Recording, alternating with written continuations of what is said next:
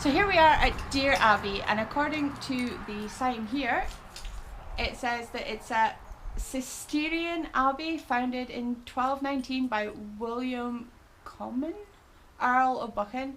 Its monks may have owned the Book of Deer, which contains the oldest body of written Gaelic. The abbey fell into ruin after the Protestant Reformation of 1560. And there's actually beautiful... Check there's no cars coming first. Yeah, just be really careful because they'll come round that bend in a hell of a hurry. Beautiful pillar archway into it. So, we'll take you in and have a look. Just fixing my big camera. Sorry guys. Isn't that gorgeous? Yeah. So, what does this say? Here's a bit about the Book of Deer. One of Scotland's most precious manuscripts was probably kept in Deer Abbey's library. Oh, it's got it in English and Gaelic, and I'm not even going to try and read you the Gaelic. Tears of a Saint, so it must be him. Gaelic notes in the book claim St Columba, his nephew St Drosten, founded the Pictish monastery at Old Deer in about AD 580. Drosten supposedly cried when his uncle left his tears. Diara, apologies if my pronunciation is wrong, gave the monastery its name.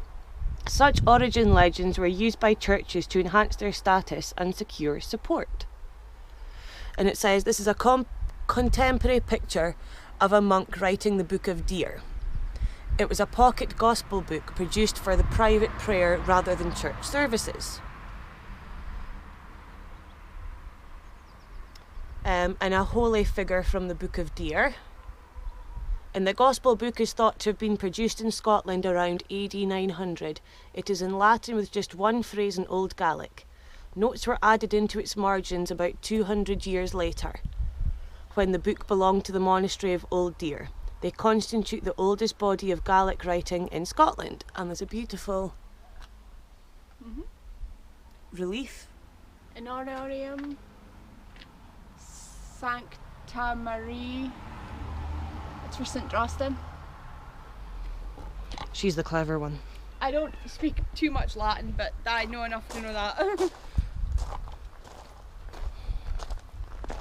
Isn't that just gorgeous? What does it say here? So, here's what it used to look like. Deer Abbey's founder, William Comyn, Earl of Buchan, hoped it would strengthen his grip on his new earldom and create a dynastic burial place.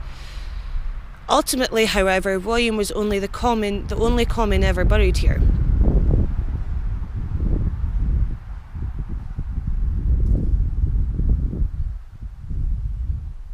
So, let's have a look. On the far left over there is the infirmary. Then that back wall there, so just here would be the abbot's house. That little bit at the side, see there's a wee bit of a pyramid rise there? It would be the chapter house. That bit coming up here would be the dormitory. That bit at the very back would be the latrine block. That bit going along there with those archway windows were the refectory or dining room. Just in front of that, behind that wall that's really low, in the middle-sized wall, was the cloister. Along that bit right there was the lay brothers' dormitory. And right in front of us was the monks' choir and the nave and lay brothers' choir. So let's go here, a closer look.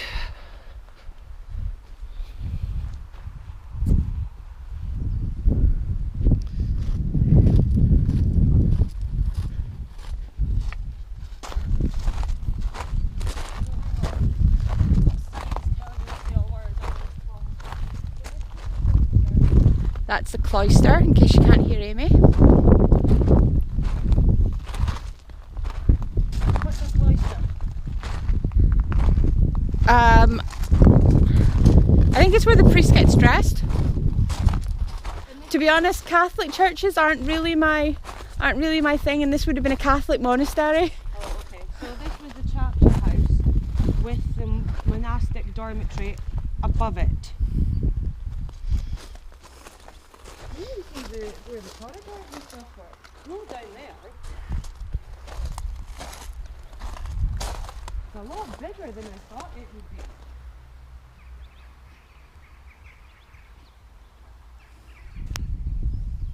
So we're just heading up to the graves, which are actually quite pretty.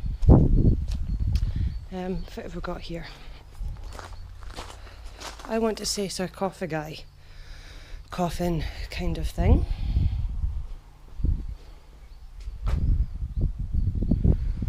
And there's still stuff on. Oh, that's obviously 2 eyes, nose, mouth, ears and hair. This is just beautiful, look at that. And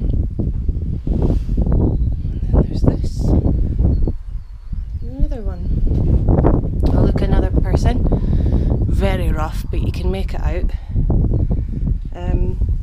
The large stone head above dates from 12,000, it may be from William Common's tomb. At the time of William's death in 1233, the Commons were Scotland's leading noble family, but their opposition to Robert the Bruce ultimately led to their destruction. In 1308, William's grandson John was driven into exile, and Bruce ordered his men to ravage Buchan fra end to end in spart nane, which means from one end to the other and spare nobody. The abbey was later paid compensation for war damage. Much of the abbey stone was pilfered after the monks departed.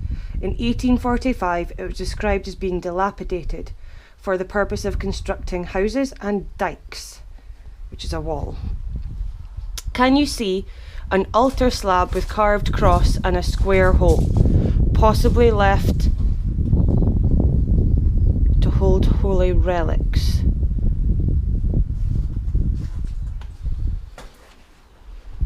That one maybe?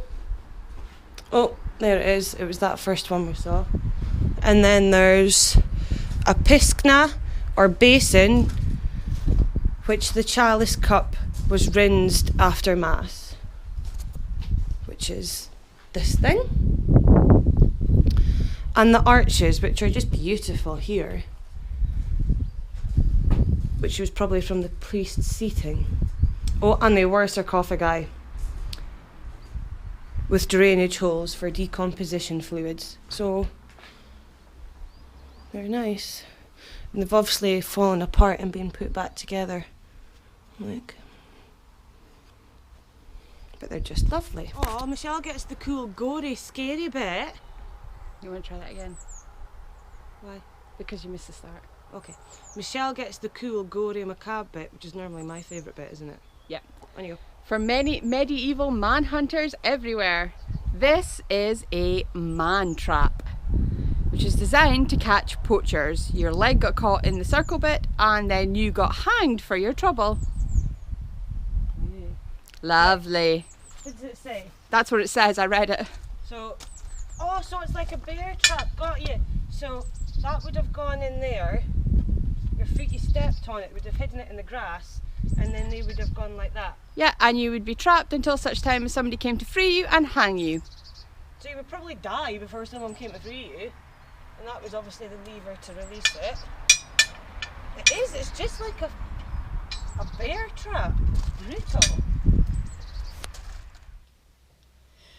Well, I've managed to drop Amy off at the bus. We forgot we had the camera, so she didn't get a chance to say goodbye, but I'm sure she meant to.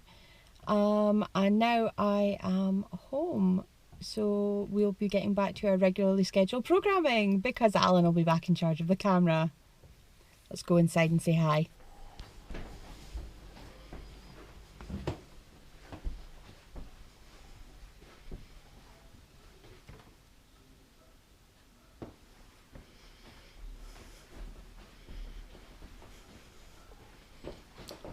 Where is he? Honey, I'm home.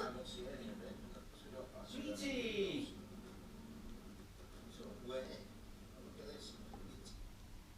Sweetie! Yeah? He's upstairs. I know, but we're not supposed to take the camera upstairs. Sweetie, Yeah? I'm naked from the top down. Alan's had a shower. So, regularly scheduled programming will be resumed once Alan is wearing some clothes. I've got clothes on now so I can stand in front of the camera without cracking the lens. So, you've enjoyed your day out? Yeah. Didn't quite go where we thought you were going to go. No. No, that didn't work out, so you got that one a treat to come. Dracula's Castle. Now, I've just been in the house 5 minutes and I've been insulted. No. Yeah. Yes.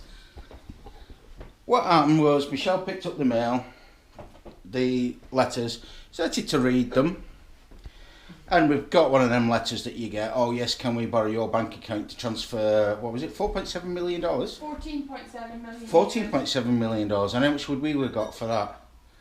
I don't know, I didn't read past the 14.7 million. We was briefly going to be multi-millionaires. Obviously, it's the scam. That's not the insult. The insult is, afterwards when Michelle says, oh, you finally got old enough to get these scam letters now, have you?